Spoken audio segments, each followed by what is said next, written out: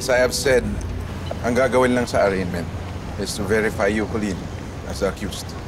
At yung mga kasong isasampa laban sa inyo. Okay? Colleen, anak.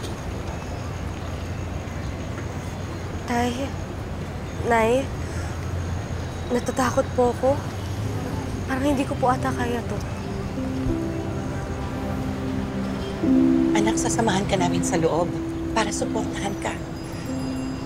Sama-sama tayong haharap sa judge, anak. Anak, kaya mo to, ha? Pinapanood ka ni Jessica. Isipin mo, gagawin mo to para sa kanya. O, di ba hindi magugustuhan ni Jessica pag nakita niya na pinanghihinaan ka ng loob? Basta bunso, tandaan mo, wala kang kasalanan. Sabihin mo lang kung ano yung totoo.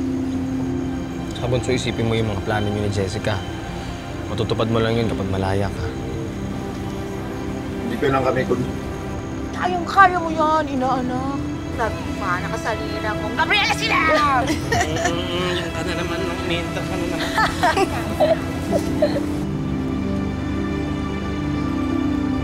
Tito Noah?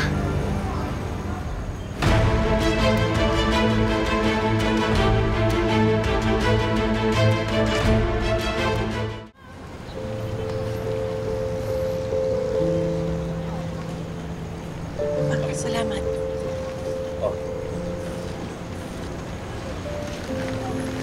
O, anak. Baka makatulong sa'yo yan. Tito, thank you. Noah, anong ginagawa mo dito? Katulad ng ginagawa niyo. Giving my full support to Colleen. Anak, okay ka na? Thank you po, Tito Noah, ha? Thank you po for coming.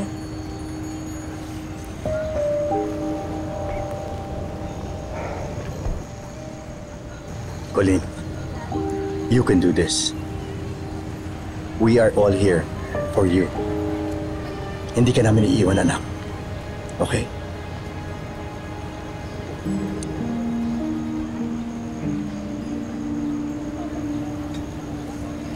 Attorney Yeban, Mr. Salvador, it's good to see you again. good to see you also. Do everything to win this case, okay?